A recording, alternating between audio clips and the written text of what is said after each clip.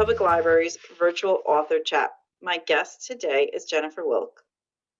Jennifer writes contemporary romances where there is always happily ever after for the hero and heroine. Many of her stories feature Jewish characters in non religious settings. Her latest book is Better Together in Boston. Welcome, Jennifer. Please tell Thank you. us a little bit about yourself and your novels. Well, I am from New Jersey, so hi. I've been writing for, about 10 to 12 years, I think. I have two girls who are in college or just out of college, a rescue dog, and I do enjoy writing Jewish characters, although not all of my books have them. But I like providing a little added texture. And your newest novel, Better Together in Boston. Tell us a little bit about that. Yes, well, that is actually coming out on Friday. It is then it's part of a multi-author series called Ticket to True Love that I was asked to participate in. So it's my second book for that series. Each book is can be read standalone, but they all take place at least partially in the small town of True Springs, and then they move off from that. They all feature the town of True Springs has a legend where they have a fountain that apparently, if you drink the water from this spring, you will fall in love. So each of our books features the hero and the heroine somehow drinking from the water. And mine, in my books and in Better Together in Boston, my heroine Anna does not believe at all in magical water making her fall in love. She is really not interested in relationships. She is the maid of honor at the wedding of her best friend. I took the couple that I had in the first book, and I have them getting married in the second book. So she's the maid of honor. She hates weddings. She does not believe in any of this, and she refuses to drink the water. So consequently, she is drinking wine and gets a little tipsy. And meets the hero, who is the best man. And he kind of takes care of her and looks out for her. And that's how they meet. Okay. I was actually, one of my questions was going to be about how the True Springs, I took a look and I saw that there's many in the series and different authors. Mm-hmm. And I saw Whispers in Washington was the other book by you. So that's the couple that's getting married in this. Yes, so this they meet and they fall in love in the first book, and then in the second I have the wedding occurring so that my hero and heroine in Better Together in Boston can meet and go on from there. It's a great series. There's several of us who write books for them. It was put together by some author. As an author, I belong to a variety of different organizations or have networking opportunities, and so the idea for the series was put together by a couple of women from the New Jersey chapter of RWA, and they were looking to get a variety of authors from a variety of backgrounds, a variety of diverse characters, and they knew that I have written books with Jewish characters, and so they wanted me to add that element to the series. So while the books have a tie to True Springs, which is a made-up small town in the Poconos of Pennsylvania, I then take the characters and put them into a larger city where they would more naturally occur. So obviously the first one took place in Washington, D.C., and the second one, Better Together in Boston, mostly takes place in Boston. Although I do kind of have them hopping around different places, but and it's a lot of fun because it's the first time I've worked on a series with other authors, so we need to make sure certain things are consistent. So if I'm going to set something in the town of True Springs, I need to make sure that what I'm incorporating is consistent with what everyone else has said. So the inn has to have the same name as in everyone else's book. So we have a series Bible that we check. Or if I describe something for the first time, then everyone else has to make sure that they follow along with my lead. So it does make it interesting. It makes it a little bit more complicated, but it's a lot of fun. It's also nice to have a group of authors who is familiar with this series, so I can go to them and say, help me write this blurb. What should I incorporate? What is, help me with this or help me with that. We advertise for each other and help each other out with marketing. So it's been a really nice experience for me. That's wonderful. That sounds great. No, again, I was trying to like figure out. I was like, oh no, this is going to be my first question. And so I'm glad you answered it before I got there. Um, can so you did mention a few things beyond the blurb about the book, about Anna, and I'm sorry, I'm And having a Ben. moment. What was His name is Ben. Ben? Thank you. And is there something that's not in the blurb that you can tell us about the book? Sure. So Anna is a college professor, and she grew up with a single mom who basically sacrificed everything to make sure that she could raise her daughter well. And in Anna's mind, her mother had to give up a high-powered job and all of these things that could have made her very successful in order to raise Anna. And Anna is filled with a tremendous amount of guilt over that. So she has decided she doesn't want to make anyone else feel guilty, and therefore she's not really heading down the relationship path. She's really focusing on her career. Ben is a middle school teacher in the inner city of Philadelphia. He is working with a lot of underprivileged students, and he's really devoted to them. He provides them with extra time in school if they don't have Wi-Fi, or if they need additional help, or if he's kind of their mentor and helper. He's been left at the altar twice because he tends to lead with his heart rather than his head. So he definitely believes in love, and believes that you can have it all if you just put your mind, if you put your heart into it. So he visits her and he has her visit him, and it's just they kind of interact on different levels. Sounds really good. Sounds really fun. Um, I did notice that your earlier books, your first book actually, A Heart of Little Faith, that the hero was in a wheelchair. Yes. And also in A Reckless Heart, that the hero was scarred by fire. Can you tell us about like what inspired you to write these characters? How you go about doing the research? Anything you can tell us? Sure. Nancy, who we were talking to earlier before we started this, she's one of my critique partners. So she knows I like the wounded hero trope. And I really just like taking characters and seeing what will happen if you put them in different situations. I like heroines who are strong and independent.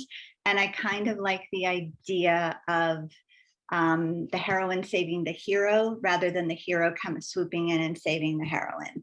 And it doesn't necessarily have to be saving, from a surface perspective, but just she provides, support and added level to the relationship that they hadn't considered before. So I grew up reading a lot of historical romances where wounded heroes are in some ways easier to write, because if you take a setting that occurred a couple of hundred years ago, it's easier in some cases to make the hero believe that love is not for him. It's harder sometimes to move that into contemporary settings. So, but I write contemporary romance, so I did that. Interesting that you read historical, but that you write contemporary. Is that just what came out of you when you started to write? So first of all, I don't know. I love reading historical romance. I don't know that I could do all of the research required to make it accurate enough that they wouldn't use words and slang that you would find today, that the clothing would be right, that the historical settings would be right. I love reading about it. I love, going to see old houses. I love museums and everything, but I just don't know for myself doing the research that I could do it well enough that people would believe it and enjoy it and wouldn't step out of the story because they would see something that they didn't expect. So also in the very beginning of my writing career, I was always told, don't read what you're writing because you want to make what you write individual and you don't want to, risk copying something unintentionally. So I tend to read historical and write contemporary, although now I pretty much read, anything that, piques my interest. And how did you get started in writing? What was your inspiration? How long have you been writing? I've always loved writing. I naturally gravitated towards English. I'm not really a math and science person. So I always liked writing. I always, kept a journal and did all of that. And I had apparently a lot of writers say this, but at the time I didn't know. I had these voices going in my head and I really thought I was crazy. And then I started talking to other people who write and they're like, oh, no, those are your characters. You need to write them down. And I found that when I wrote down what I was hearing in my head, they stopped, they stopped talking. I was like, oh, this is good. So I always just had characters talking to me, and which is really how I start out with my books and my ideas. I'll hear a character talking and I'll start writing them down and then see, well, what if I did this and what happened if I do that? And I've been writing forever. I think I started writing seriously probably in 2006 or so. When my kids were a little bit old enough that they could be slightly independent, and then I had some time to myself. Okay. That sounds great. And it sounds like you're more the pantser than I the plotter. definitely am a pantser. I have a story that I tell people when they ask me this, but I would love to be a plotter. And after I wrote my first, I think it was 2 books, I said, okay, I'm an author. I've published books. I've gotten paid for them. I should approach this, as a profession, and I should do this seriously. And serious writers plot out their books. So for my next story, I wrote out a whole outline. I had the entire book outlined. And I wrote everything off of the outline, and it was killing me because I kept wanting to veer off in different directions. I'm like, nope, I have to stick to my outline. And I wrote the entire romance, and I realized that I left out all of the romance. Like I completely forgot about it. It wasn't there. And I'm just like, okay, I can't do this. So I scrapped the whole thing and started over again and let my mind just take me where it wanted. And it was a much better book. So I don't outline ahead of time. I will sometimes do like a mini idea of where I think I want something to go, whether it's a particular, subplot or if it's a particular character.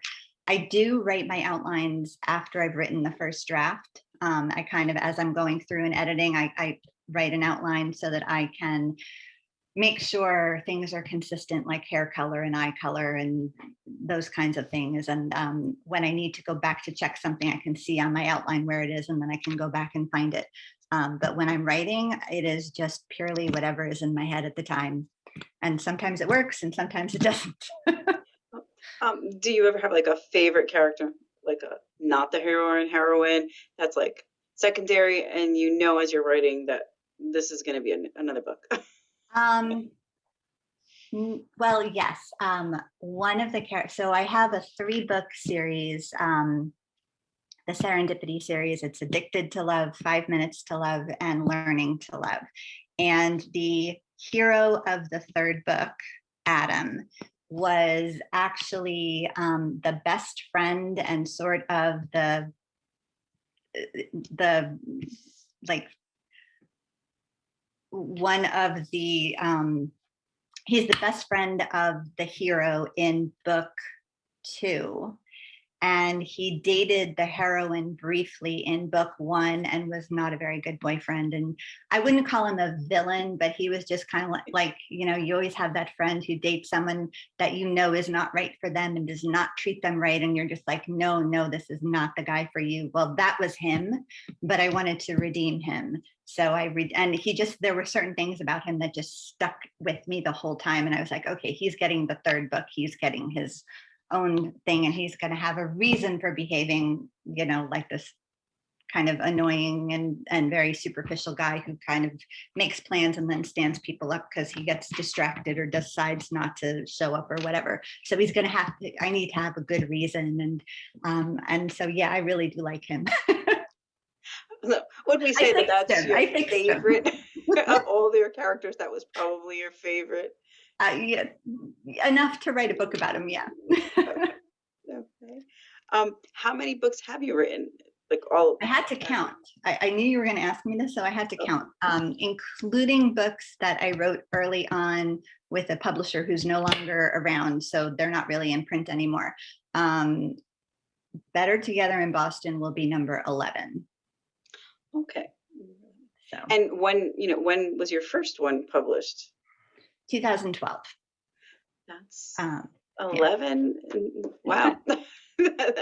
Did you have a few already started when you sold your first, or did you write everything since the first one? No, I've been writing and I just keep writing, and then I kind of separate my day out into writing and editing and marketing, and so I'm always writing something. In fact, my critique partners are working on books for me now that I wrote a few years ago, because I will be getting those published, but I'm working on things, you know, that now that I probably won't even send out to a publisher, whether it's mine or someone else's, for a couple of years now. So I kind of make sure I always have something in the background going on, and I just keep writing. And you know, what I write is different from what I'm editing and different from what I'm marketing. So I just have to make sure to keep them all straight. But yeah, I just, you know, I finish one, I move on to the next one, I move on to the next one. Wow.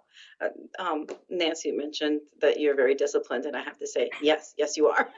That is pretty incredible. Because I was going to ask how much time a day do you write, but you just said you break it up into different I do. aspects. So I do break things up into kind of time slots, because for me, that works better. And it also depends on how my attention span is going at the time, especially with the pandemic. I've had a very hard time concentrating, so I work much better in like small portions of time. So usually I spend the early mornings doing my marketing and social media things. Then I move on to either writing or editing, depending on how my brain is functioning. And I'll do that for, you know, a couple of hours, and then I'll move on to the other one for 2 to 3 hours. So I'm working, you know, most of the day, probably in groups of 3 hour time slots. Obviously, if I'm on a deadline, you know, that changes. But if it's just a regular day that I'm working on, it's usually about 3 hours of writing, 3 hours of editing, 3 hours of marketing. And who are you published by? You said there's more than one. Right now I'm published with the Wild Rose Press. I've been with Okay. them for several years. I was with some smaller publishers beforehand. And now I'm currently with the Wild Rose Press. And I also do some indie publishing, such as with Better Together in Boston. That is, you know, our own project. You've already kind of answered my typical day. And you stick to that like Monday through Friday or every single day? Um, I find that it is better if I give myself a work week and a weekend, because the weekend I can recharge. So I try to just stick to that during the week. On the weekends, you know, if there's nothing going on and I have an idea, yes, I will sit down. Or if I have something that I have to do, again, if I'm on a deadline, it doesn't matter what day of the week it is. But in general, I stick to my schedule during the week, and I do other things on the weekends. And what was your publishing journey like? How soon after, putting, the end on the first book did you sell it? It took a long time. So I started writing A Heart of Little Faith in 2006, and it was published in 2012. That's also because I did not know what I was doing. So it took me, a long time to write and to edit. And then I joined RWA and the New Jersey chapter, and they taught me everything. And I went to workshops on writing and editing and plotting and pacing and a million different things, and met a lot of people and started pitching and just kind of went from there.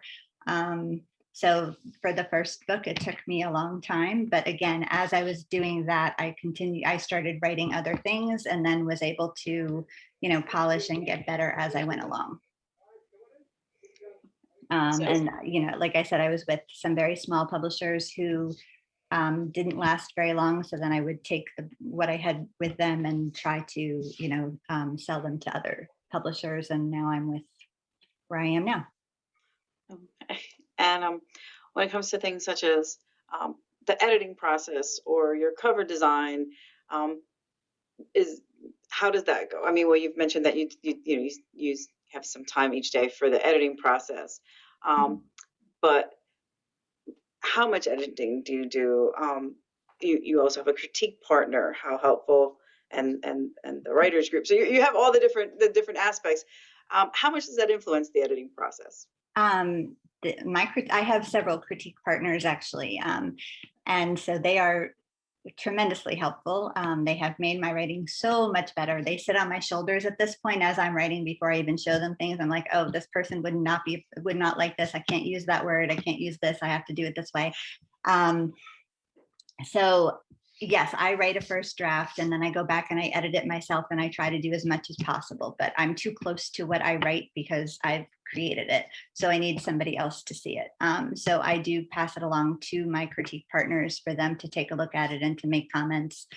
Because I have several, we kind of go with the idea of, well, if one person has a problem with something, I'll look at it and consider. But if everybody has the same problem, then I definitely need to change it. It's a question of, um, it's definitely how I feel about it, but it's also taking into consideration what everyone is saying. So as far as editing goes, when they make suggestions, I definitely take it to heart and I look and see what I can do and at least try to make it somewhat the way they would like to do it. May not always get there, but at least try.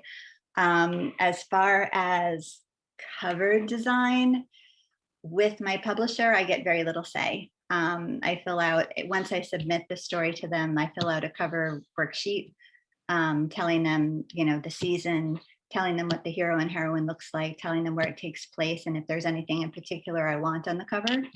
And then I hope for the best. And they take, they take my suggestions and they figure out what's going to work for them and what isn't. And I usually don't get much of a say on it. There have been times when I've looked at a cover they've created, and while I've liked the cover, I didn't think it matched the book from a marketing perspective. So I have mentioned things like that, and occasionally they will listen to me. I mean, I love my covers. I'm very happy with my covers. They might not necessarily be what I would have designed, but I'm not a cover designer, so who knows if I would have come up with anything else. For my self-published books, again, somebody in our series is in charge of cover design. So I get more say there. She'll send me some ideas and I can pick and choose, who do you want on this? And this is, do you like this one or this picture better? And do you like this coloring or that coloring and whatever? But I try to leave it to the cover designer as much as possible, unless I have a really big problem. A question came through about your editing process. And if you hit a snag on your current project and your 3 hour slot is up, do you keep trying past the 3 hours or do you move on to revising? Oh yeah, I mean, the 3 hours is not so much like a set in stone thing. It just kind of allows me to take a break but still be productive. So yeah, if I'm on a roll, I'm going to keep writing or I'm going to keep editing or whatever it is I'm doing. If I get stuck, I'll move on to something else and kind of think about it in the background and then maybe go back to it. it's just sort of in my head, oh, this part of the day, this part of the day, that part of the day. But things happen and I will stick with something longer or less time. If I get stuck editing and I really don't know what to do, I'll go for a walk I'll pace in my house, and just kind of like let things foment and then come back and see what I can do. And what advice would you give a new writer starting out? Um, or- Oh my. um, First of all, make sure you love what you're doing. And if you really love doing it, keep going. Do not get discouraged. Listen to what people say, but develop a thick skin, because not everyone is going to like everything, no matter how successful or whatever you do. Someone is always going to dislike something, and that's okay. But if you are liking what you're doing, that will carry you through. And look upon the criticism as a constructive means of improving your skill. Oh, question that I have, and this is just from the librarian perspective, is you mentioned marketing. How do you get your stuff out to like get it reviewed? Oh Do my gosh, that you is such a good question. And if you come up with an answer, I would love to know it. There are certain review sites or reviewers that I'm aware of, and so I can try to send them, my books and see if they have time to review. I have a list. I keep a list and send things to them and hope. I am always trying to get like anybody who is reading my book, anytime someone has said, oh, I read it, and I was like, great, could you leave me a review somewhere? Because a positive, or even negative reviews, it doesn't have to be a positive review. Just the fact that someone has read it will increase the eyes on the book. So, I say to people, you don't have to, you don't have to read the book and be honest about it. You don't have to say you loved it if you didn't. Even just like a line or two is helpful. So we're always out begging for reviews. um, we tend to go through standard review sources, Mhm. and be honest, I'm not the biggest advocate of those, because I think that then you miss a lot because they review the same things over and over again, Right. and it's usually whatever the big publishers send them. Mhm. So I'm always looking for review sites that do other things. So, Yeah, I am not, because I'm not with one of the big 5 publishers. My review sites are different because some of them will not take except from the big 5. So I go to other sites and I see if they're interested in reviewing, and sometimes they are, sometimes they're not. It's really just the luck of the draw. what are you working on next? Um, I am working on, I'm in the very early stages of a women's fiction book. I have an idea. I'm not sure if the idea is too big for me to do it, or I'm not sure how well this is going to work, but I have an idea for 4 women who are in their 40s who met and became friends playing mahjong. And either one book that deals with all of them, or 4 books each dealing with one of the women and the journey that they're going through. So I'm sort of playing around with it. Some days I'm having better luck than others. So it's in the very early stages. Nobody has seen it yet. No one will be seeing it for a very long time at this rate. But that's what I'm kind of working on in my spare time. Right now I'm getting ready for my release on Friday. And I have a few completed things that I'm pitching to different people. The Wild Rose Press just published in March my book, A Reckless Heart, and that's book 1 in a 4-book series. So I'm working on the other books in that series, and I'll be, sending them to my critique partners and sending them to the Wild Rose Press. So Are all your books part of series, either trilogies or? no, there's some that are standalones. In the Moment is a standalone. A Heart of Little Faith is a standalone. Even though um, Washington and Boston are part of that series. They are standalones, basically, and then the rest are series. Okay. And do you envision when you start to, plot out these, to a certain extent, plot out the Mhm. different books, do you already know, like, this book is going to be about these characters and then just who each book is going to be about, or it's just, let's see what happens? It I mean, kind of it's kind of the plot, the it pantser. kind of depends. For this women's fiction I'm working on right now, I have these four women, and it's just a question of if I put them into one book or if I spread them out. Um, Most times I'm really looking at one book at a time, and then if other characters, you know, start populating the book and I think that they deserve their own, then I'll say, oh, okay, you can be in here a little while, but I'm going to give you your own book next. So I don't usually plan it ahead of time, but it depends on what happens. And Nancy asked, do you have a favorite book? I'm going to say right now it's A Reckless Heart. That's my favorite book, but it changes because I'll start writing one and be like, oh, you're my favorite. And then I'll write something else like, oh, no, you're my favorite.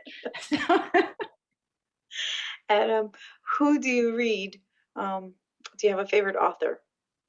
I have a lot of favorite authors. I read a lot of Elizabeth Hoyt. I love her. Again, she's historical. Mhm. I read in other genres also because I don't only stick to romance and women's fiction. So, and I'm terrible with names. So my husband and I are reading this series. Uh, it's the series with the relic. It's like a sort of horror psychological thriller. Um, and there's a whole, though it's two authors that write them. I think it's Lincoln Childs and someone else. And Okay. so there's a huge series, and he and I are working our way through that. So I like those. It really just depends.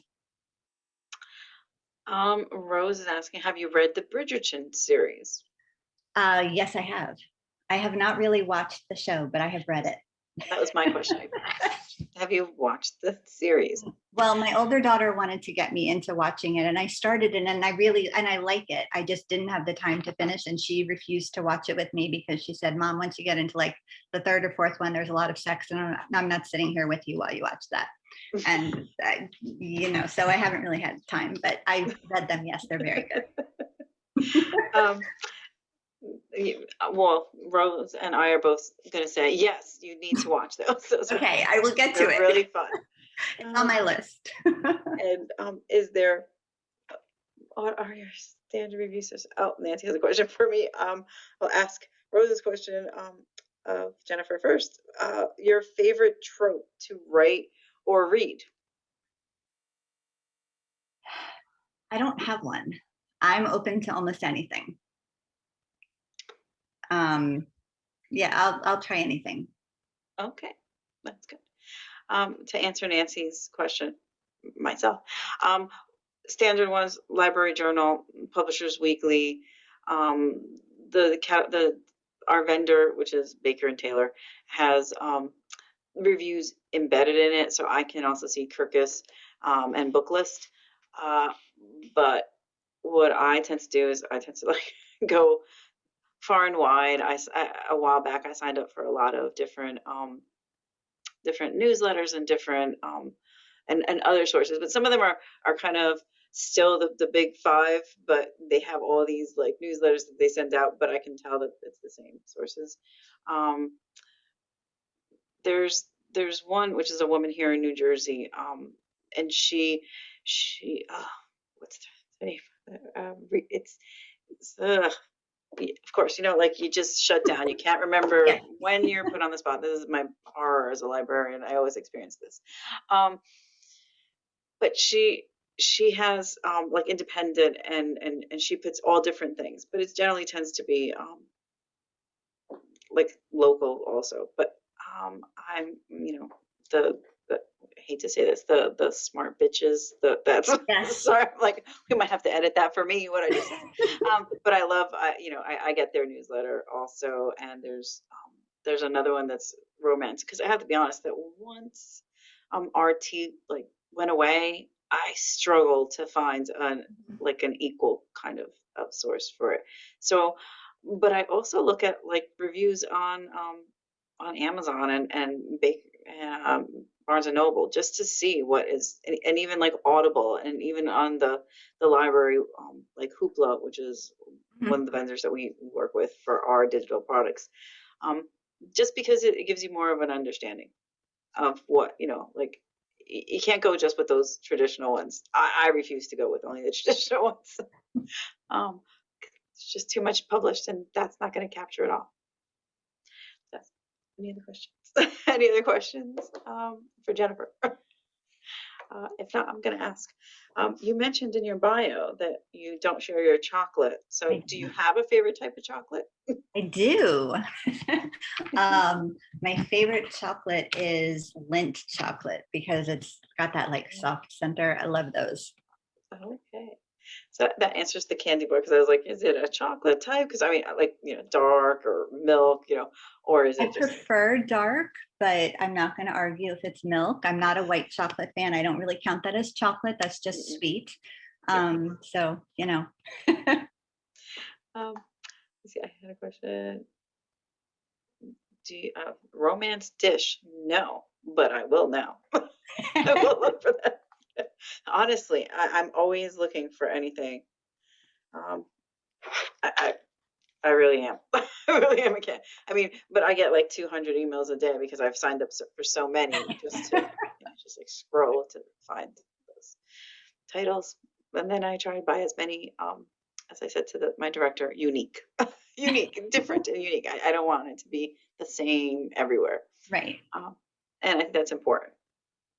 Um, so those are my questions. Anyone else? Anyone have another question for Jennifer? Um, hopefully. Well, I do want to thank you for having me. I appreciate it. I'm glad that we're able to do this, and I will, let you know when it all gets put on YouTube. And please keep me updated on. I think I signed up for your newsletter. Please keep me updated on any Awesome. of Thank you. your any of your forthcoming books. I It definitely was will. Thank wonderful, you so much.